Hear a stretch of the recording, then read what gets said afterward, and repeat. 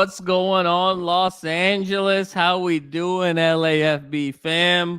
Your Bruin dynamic duo, the Thrill and Madman, here back together again to provide all things UCLA football. Really excited to get into a conversation, as always, with my brother from another mother, Will the Thrill Decker.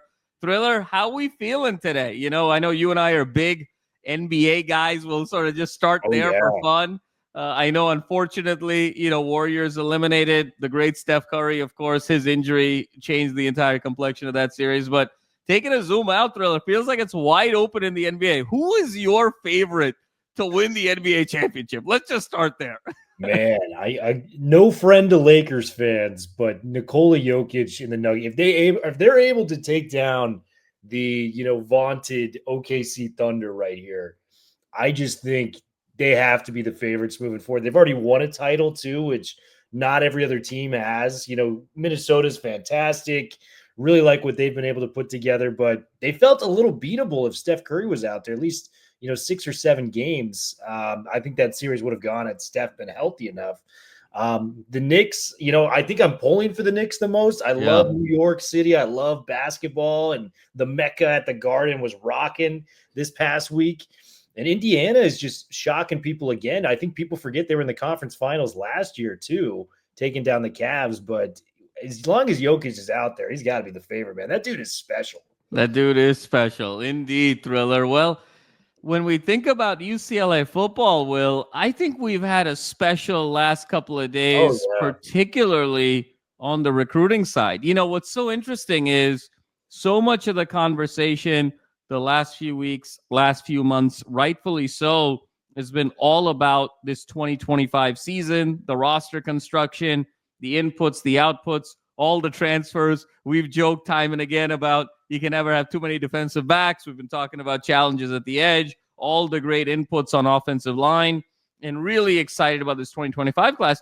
But what's kind of been a little bit lost in the conversation has been 2026 recruiting until now. 2 big splashes here, recruits number 5 and number 6 to bring, the 26 recruiting class to now 6 members. But Will, 2 major gets, I would say, in a very significant way. 2 defensive guys, 2 guys from California, homegrown, one of which UCLA sort of lineage and royalty. Really excited here, Will. I mean, the first one, Anthony Jones, defensive end, the edge.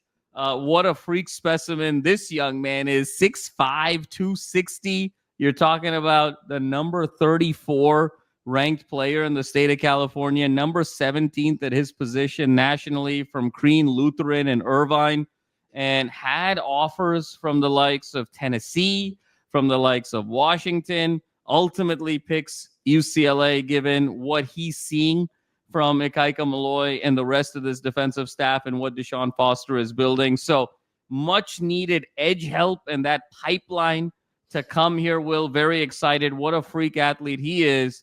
And then coupling with Anthony Jones is Matthew Moasau. And if Moasau sounds familiar, the younger brother of the great Darius Moasau, Matthew, coming from St. John's Bosco, also in, homegrown California, one of the SoCal powers, of course, 6'1", 225, coming in about a 3-star, but so much upside there, Will.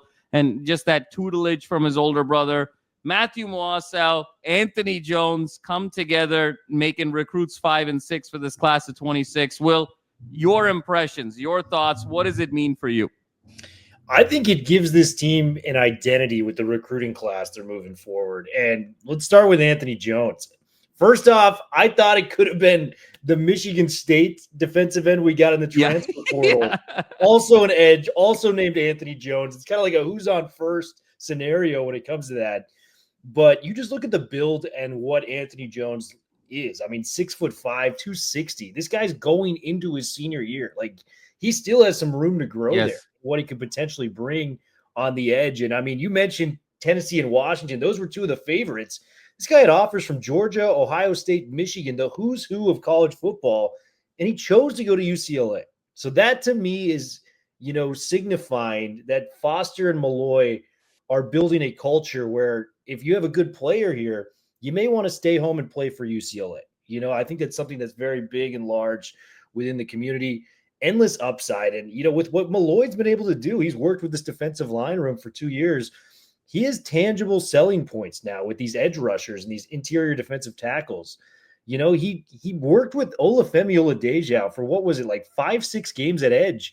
And the guy's a second-round pick to the Titans, the second pick of the Titans, who had the first pick in the overall draft, completely rebuilding their roster. We talked about in the draft episode. What does it say for the Titans to pick Femi Oladejo as their second in command to Cam Ward to kind of lead that team? So Malloy's got credit there. He's got credit with Liatu-Latu, who was the first defensive player off the board. Murphy twins, Jay Toia going in the draft. He has tangibles we can point to, go, hey, if you want to play in the NFL, UCLA may be the place to go if you want to play in the defensive line. And that's a big, big gift for a guy like Anthony Jones that's that talented. So you get the raw natural ability. And if you can just refine his skills with a guy that's proven to take you from point A to point B, this is a huge win for UCLA. I expect to see Anthony Jones on the field early and a contributor. And he's been the crown jewel of the class thus far through 6 commitments. When it comes to Muwasa, this is big for 2 reasons. Obviously, you mentioned it, the lineage of the Muwasa family. And Darius, I know he was a transfer player, and I know he came in, but he was one of the most memorable players for me in our time of doing this podcast, where our defense took a step forward with him on the football field, because the defense was always the problem with Chip Kelly. When he came in, the offenses, the run games were always going to be right with Chip, but those defenses need to make an extra step, right?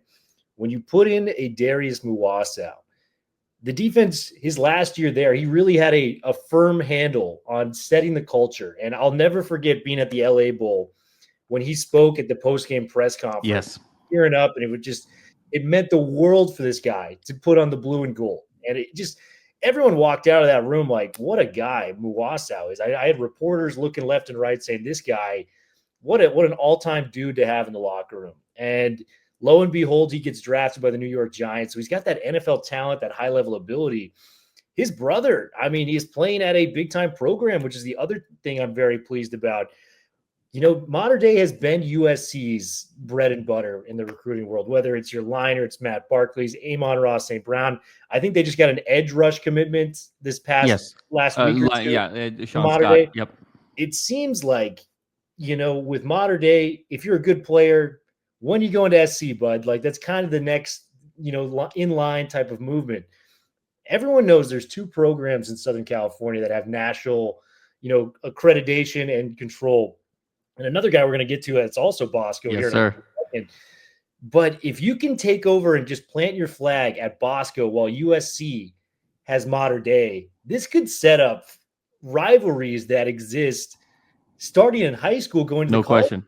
You know what I mean? The pipeline to Bosco, that is one every coach in America wishes they had. So if you can start building that up, I just think it was a no-brainer. Muwasa, even if he wasn't at Bosco, you still want him because of the lineage, the NFL type of upside his brother presented. He was an underrated recruit as well, and look what he got to in terms of his motor and how he did it. But if you can combine getting a Muwasa caliber player with strengthening that Bosco pipeline, it's an absolute home run.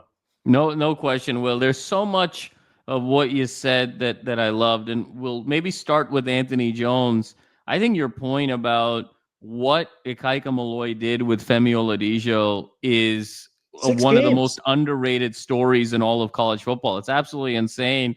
Oladejo started edge in the Penn State game. You're talking about 4 or 5 games into the season, you go to edge. And let's not forget, UCLA didn't make a bowl game last year, so the season ended game 12. You're talking about a 7-game body of work at this particular position.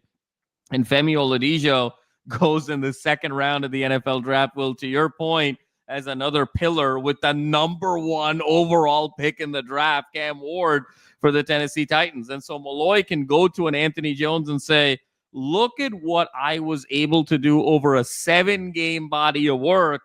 And Oladejo physically was just as much of a freak as you are at this particular age, and you might even have the edge on him, no pun intended. And so if I could do this for 7 games for Femi Oladejo, look at what I could do for you for 3 years in this particular program. And I think it's just such a compelling selling point there, Will, and just the physical ability of Anthony Jones. I mean, this is a guy that's a 99.9 percentile type of athlete at the edge position and at the defensive position overall. So excited there.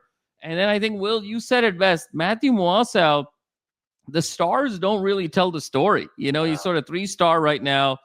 And for a couple of reasons. One is, if you're starting at St. John's Bosco, you got to be a stud, particularly at that linebacker position. Let's not forget, Mater Dei and Bosco are 2 of the top 4 high school programs in America, not in Orange County, not in California, in America. So number one, the fact that you can get on the field at such an elite high school program says a lot about you. But I think, Will, number two, it is that lineage of seeing your older brother go through the career that he did, starting with Hawaii, then at UCLA.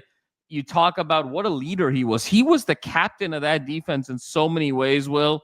And I think that leadership is the thing that made Darius so compelling, even with his on-the-field production. Let's not forget, Will, you're talking about a guy, 3 consecutive 100-plus tackle seasons between Hawaii and UCLA, and now he goes to the New York Giants. You got to believe Matthew was able to soak all of that mentorship up, all of those experiences up. And I think you're picking a kid who not only has a tremendous amount of upside, but you're talking about a kid that's going to be a locker room leader and a team leader for you for multiple years. And so in that regard, he might be 3 stars on the field, but he's 5 stars from a leadership perspective with so much upside. So you got Anthony Jones, this sort of crown jewel physical specimen, and I think Matthew Mokiao is sort of a crown jewel from a leadership and an emotional perspective. And now the 2 of them really becoming the first 2 guys defensively for this class of 2026, Will. Now can they become those super nodes and start attracting some other folks? Can Matthew Mokiao now start pulling some of those Bosco guys to UCLA, as being an ambassador? And can other guys, both in the state of California as well as nationally, say, man, a guy like Anthony Jones going to UCLA, I want to jump in there. I want to team up. I want to make some things happen. So, that domino effect now, Will, is what I'm very excited about to see moving forward as Deshaun Foster very intentionally now is building out this recruiting class. Will, segueing, we had another huge roster addition, this one via the transfer portal. This one was very interesting, and I'm very excited to get your thoughts on this. Pierce Clarkson, 2-year quarterback, 2-year individual on the roster at Louisville. He redshirted his first year, only had 2 passes for 11 yards his second year, so very underutilized on the roster. Former St. John's Bosco quarterback from 2021 to 2023, long kid, dual threat. Pierce Clarkson decides to transfer to UCLA, which is so fascinating. Obviously, he's coming back home. That's a very exciting proposition. But UCLA, the program that has dominated national headlines at the quarterback position the last 4 weeks or so with the Iamaleava brothers, given that Nico and Madden are here, we've talked so much about the implications of, hey, Demarcus Davis's future and how he's exploring his options. We talked about the implications with the Brady Smigel, all of the elements here with guys, McDaniel, transferring, all of these guys now kind of transferring out because there's a perception that the Iamaleavas are really going to be kind of dominating the quarterback position at UCLA for years to come. Luke Duncan stays, but now here you've got a kid coming in. And so what do you make of this, Will? This is sort of fascinating. A kid sort of built similar to Nico and Madden. And so maybe he sees an opportunity where he can go head to head. Maybe he sees an opportunity where this perhaps with the Iamaleavas is a little bit more short term and he wants to position himself to sort of jump in and compete with Luke Duncan. But just fascinating, isn't it? That everyone's sort of exiting to make way for the Iamaleavas because they've come in. Here now comes Pierce Clarkson coming in. Your thoughts on this situation, Will? Yeah, Pierce Clarkson, it's intriguing for a couple reasons, and I'll lay them out kind of, in order on what I think is the most important. First and foremost, there might be a kid that with Pierce Clarkson that has been trained as well as Pierce. His dad is famed quarterback guru Steve Clarkson. So this guy worked with Leinart, with Matt Barkley, with Ben Roethlisberger, all of like Steve Clarkson, Dreammaker. Like if you've heard about quarterback retreats and stuff like that, that is his father. So he has worked with this guy since he was born, since he could pick up a football. So in terms of the mechanics, how he reads defenses, how he's studying film, it's in the lineage, man. He's working with one of the best. His dad is one of the best quarterback gurus in the entire country. So you have that in your back pocket. He was going to try to make a run at Ole Miss too with Lane Kiffin there. Didn't exactly work out in the cards. So he's going to bet on himself and come to UCLA. And it's just interesting, man. You mentioned Aguilar, McDaniel, Davis all out. You get the Atimalala brothers and, Clarkson coming in to transfer. So 3 in, 3 out for UCLA when it comes to the quarterback room. And on top of that, he's a winner, man. I mean, St. John's Bosco has 2 national championships under their belt. And the 2022 season, Pierce Clarkson's senior year at Bosco, they won the national championship. According to, USA Today, Max Preps, whoever it may be, they were kind of crowned the, unanimous national champs. And to be a quarterback at that program, you mentioned it, to even get on the field at Bosco, you're a high-level player. To be a quarterback, to be a 4-star talent, you had offers from Ole Miss, Texas A&M, Oregon, at Bosco. You're a pretty damn good football player. I think he was looking at Louisville and the Tyler Shuck situation. Shuck actually recovers miraculously and becomes a second-round pick. But I think he was looking at a spot where he can get on the field early. He's now betting on himself again coming to UCLA, and just a young, smaller, crafty quarterback. He's about 5'11", 180 pounds coming out of high school.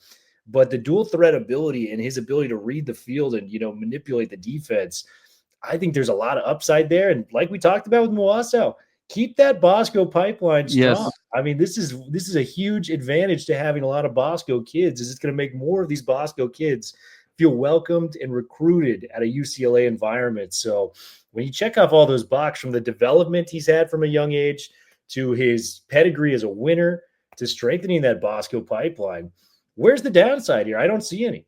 No, and you know what's so intriguing here, Will, about this situation is wants to come back home, with that pipeline we talked about, the implications. Now you got a Clarkson on the roster, you got a Mokiao on the roster, guys who have had so much success with Bosco, now pulling other guys in. But Will, I think this has to also speak to Tino Sunseri, because to your point, Steve Clarkson is one of, if not the preeminent quarterback guru from kind of a high school to a college transition, one of the top 2, 3, 4 quarterback gurus in the entire country. So he's a very cerebral kid, having sort of absorbed all of that from his dad, learning how to play the position, learning how to play it the right way. And even though he's 5'11", he's just sort of lean, and there's sort of an interesting kind of dual threat nature to him. And, he almost sort of stylistically like plays bigger than his size in terms of like strides and things of that nature. But Will, what I find very fascinating here, and this is why the Tino Sunseri element to me is very, very significant. Look at the quarterback situation at Louisville going into this year. You talk about Tyler Shuck leaving. Miller Moss came in to be the quarterback at Louisville. How crazy is from that? USC, from where Miller was. And if you're Pierce Clarkson, you're saying, I have the opportunity to either compete with or be the backup to Miller Moss at Louisville, or have the opportunity to compete with or be the backup or the third string, to the Atimalala brothers. And conventional wisdom perhaps would say, look, Louisville is a little bit thinner at the quarterback position than UCLA is right now. Miller Moss is in the last year of his eligibility. He could be also a kind of a good guy to learn from, just given all his experiences and the ups and the downs.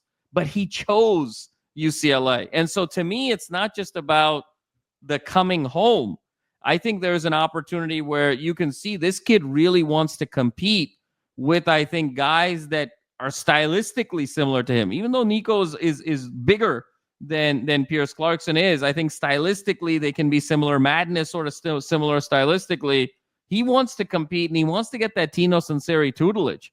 And, I think all of the principles that sort of his dad has taught him coming in as being a prospect, he's saying, look, I want to follow the best coaching and the best competition because that's going to make me better. So I just found that decision to be really fascinating, Will, on that decision.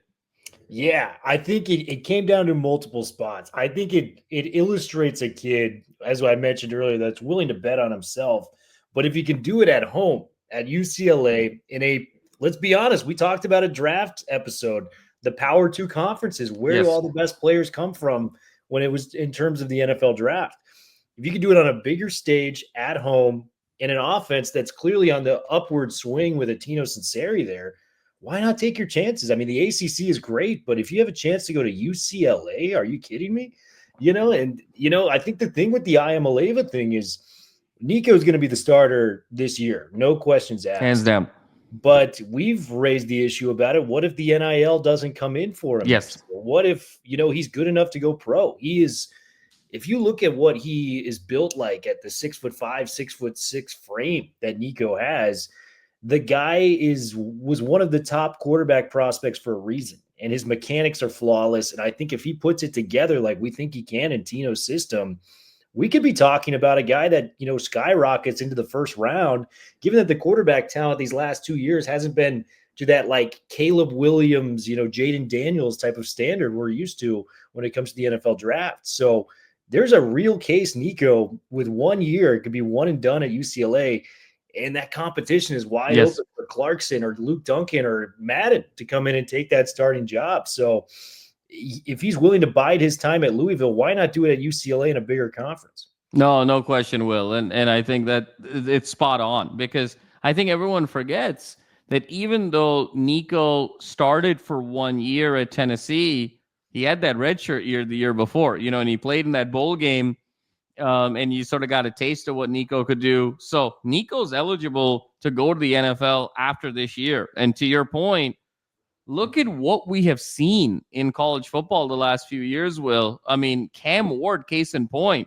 You're talking about someone who went from Washington State to Miami in 1 year. He's the number 1 overall pick in the draft. You talk about Tyler Incarnate Word. He was at Incarnate Ward. Exactly. Yeah. He was Incarnate Ward for 2 years, Washington State for 2 years, and then Miami for a year and number 1 in the NFL draft. So things can change so quickly if you can put a body of work together. I mean, Nico is 1 great year away from, skyrocketing to the NFL draft. And to your point, Will, if Nico then goes, you got a Madden, you got a Luke Duncan, you got a Pierce Clarkson, it's a very compelling quarterback competition going into 2026. And if you can do it sort of at home, where you're comfortable, where, you also kind of get some of the tutelage from the guys that you learned from in high school through that Bosco pipeline. There's always kind of individual coaches that are based locally that, you can sort of tap into while you're at UCLA, really set yourself up for success. Pierce Clarkson, really interesting decision here. We're so thrilled to have him. And it just kind of shows, Will. I think I want to sort of close with this on the culture piece. You're starting to see this identity with Deshaun Foster. He's selling UCLA, the team, the brand, the program, the concept. And I think he's taken just such big swings, and guys are believing. And it's happening in a very methodical way. And I think to Deshaun's credit, he's really focused on 2025. 6 commits is a little bit of a lower number for 26 at this particular stage. Certainly not behind, but you got to believe that over the summer and sort of early fall, Deshaun's going to kind of ramp up the recruiting as, the season starts progressing. And Deshaun's always said it. Look, my job is talent acquisition. My job is talent retention. My job is to build a culture. My job is to set the vision. I want my coordinators and my assistant coaches to really lean more into the tactics and the game over game strategy. So it's going to be, I think, interesting to see. I think Deshaun is going to perhaps shift that day-to-day tactical focus to his assistants, so then he can start building this recruiting pipeline going into 2026. But very exciting indeed, Will. Anything, Will, you want to wrap up with before we sign off. Yeah, just the efforts have been unmatched compared to what we dealt with.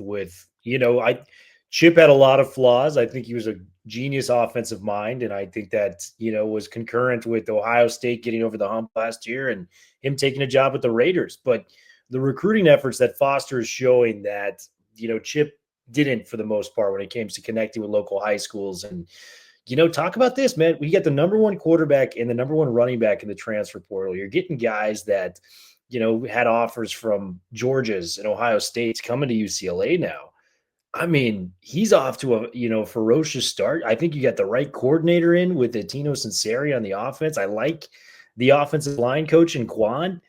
Man, he is really kind of accelerating the process and what this program can be. And, when you're just a UCLA alumnus, you're going to put more time and effort into the program that you love and developed you as a person. So that extra, 10 to 15% that Foster's really putting in because of his passion, his love for UCLA. UCLA fans, don't take this for granted. I'm hoping the results deliver on the field like we're hoping it can. But this extra effort has allowed us to get to a position where, a couple months ago, we're like, let's get to a bowl game. I think 7 to 9 wins is very attainable with what we have. And if you get to 7 to 9 wins, the recruiting classes are going to surge here as well. So it's a great time to be a UCLA football fan. Wins don't result on paper. They come on the football field. But on paper, this team is looking a lot better than what we anticipated in January.